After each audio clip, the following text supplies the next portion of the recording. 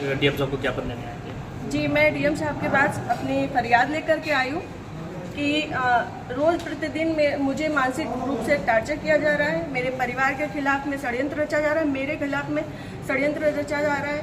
और ये षड्यंत्र के सूत्रधार जो है वो आदरणीय हमारे पूर्व सांसद सुब्रत पाठक जी, जिन्होंने हमारे गेस्ट हाउस को लेकर के हमें ये कहा कि हम भूमाफिया हैं।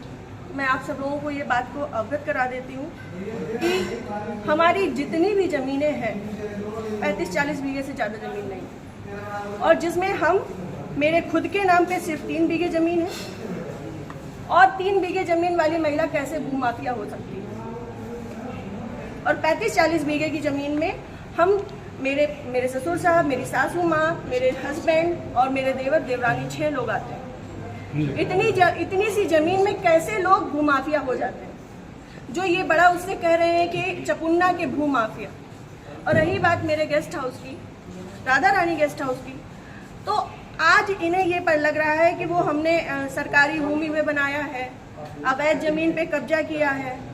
तब क्यों नहीं लग रहा था जब 5 साल से उसी में दावतें खा रहे थे, भारतीय जनता पार्टी की मीटिंगें कर रहे थे, हमारा पैसा खर्च करवा रहे थे, रोज मीटिंगें हो रही थी, तब क्यों नहीं ये आपको लग रहा था? आप पूर्व सांसद के ऊपर एक आरोप लगा रहे हैं। बिल्कुल, आप भी बीजेपी के कार्यकर्ता? मैं बीजेपी की कार्यकर्ता हूँ और बीजेपी में ही काम करती हूँ शुरू से लेके लास्ट तक। जब तक मेरा जीवन मुझे अलाउ करेगा, जब तक ये कन्नौज के नेता मुझे सहज भारतीय जनता पार्टी में रहने देंगे, तब तक मैं भारतीय जनता पार्टी की ही सदस्य हूँ।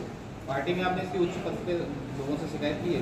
मैंने ये इस विषय के बारे में यहाँ से लेके प्रदेश अध्यक्ष तक को सबको सारी बातें पता है, और आज से नहीं पता है, ये पिछले 2 सालों से पता है।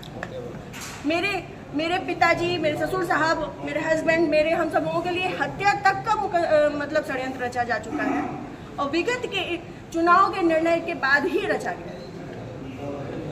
पिछली 4 जून को रिजल्ट आया है, पिछली 3 जून को ये हमारे गांव गए थे।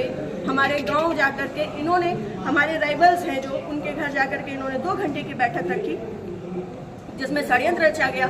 और उसके बाद ही उसी दिन इनके एक प्रमुख कार्यकर्ता कहिए, चमचे कहिए, कुछ भी कहिए, वो जीतू त्रिपाठी, उन्होंने मेरे ससुर साहब को फ़ोन किया, जिसकी मैं रिकॉर्डिंग आप सबको भेजूंगी और चाहूंगी कि मीडिया में आप चलाएं। उन्होंने मेरे ससुर साहब को धमकी दी कि अगर चपुन्ना चुनाव नहीं जीता तो आपको 4 तारीख के बाद देख लिया जाएगा। उसके बाद से ये सारा षड्यंत्र रचा गया। क्या चुनाव हरवाने में आपका भी श्रेय जाता है? मैं भारतीय जनता पार्टी, जिस तरीके से वो आरोप लगा रहे हैं, क्या वो कुछ भी कहे, वो तो ये भी कह रहे हैं कि भाई नया त्रिपाठी ने 20 लाख रुपए ले लिए थे सपा से। वो तो उनका मुंह है, कुछ भी कह सकते हैं। पर मैं भारतीय जनता पार्टी की कार्यकर्ता हूं, और सभी लोग सोशल मीडिया जानते हैं, चलाते हैं, सभी लोग मेरी आईडी में देख सकते हैं कि मैंने किस तरीके से काम किया है। मैं सुब्रत पाठक के लिए काम नहीं करती, मैं भारतीय जनता पार्टी के लिए काम करती हूँ। आपने प्रशासन और पुलिस से शिकायत की इस बारे में? जी, मैंने पिछली 25 तारीख को प्रशासन पुलिस से शिकायत की थी, जिसमें सीओजी की टीम गठित है, और अभी तक कोई भी पकड़ा नहीं गया। क्या मानती है पुलिस? प्रशासन और पुलिस दोनों लापरवाही कर रहे हैं? संभवतः हो सकता है, क्योंकि जिस हिसाब से अब दिन बीतते जा रहे हैं तो मेरा भी सब्र का पैमाना टूटता जा रहा है, और मुझे, मेरे परिवार को बहुत ज़्यादा खतरा है इन लोगों से जो हमारे दुश्मन हैं।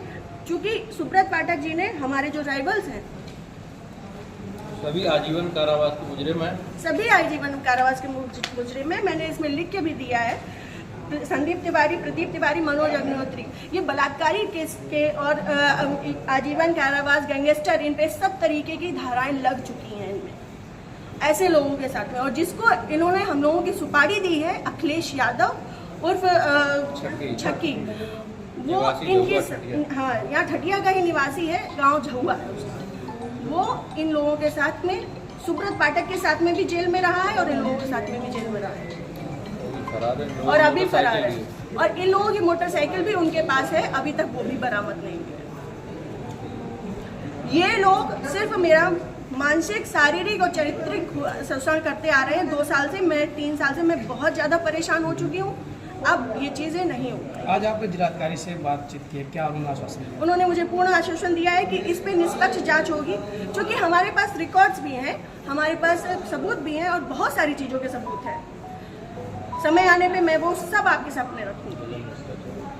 जिले में जो भी भ्रष्टाचार हो रहा है, जो जिला पंचायत में भ्रष्टाचार हो रहा है, जो ब्लॉक प्रमुख में भ्रष्टाचार हो रहा है, ब्लॉक में भ्रष्टाचार हो रहा है, वो सारी चीज़ें मैं आप सब लोगों के सामने रखूँगी। अगर आपकी सुनवाई आज नहीं होती तो आगे क्या कदम उठाएंगे आप? मैं आप लोगों का सहारा लूँगी और आप लोगों का सहयोग, मुझे पूर्ण विश्वास है कि मेरे साथ हमेशा रहेगा और मैं इस पे अपनी अंतिम सांस तक अब फ्रंट के पैमाने में आकर के लड़ूँगी। Thank you.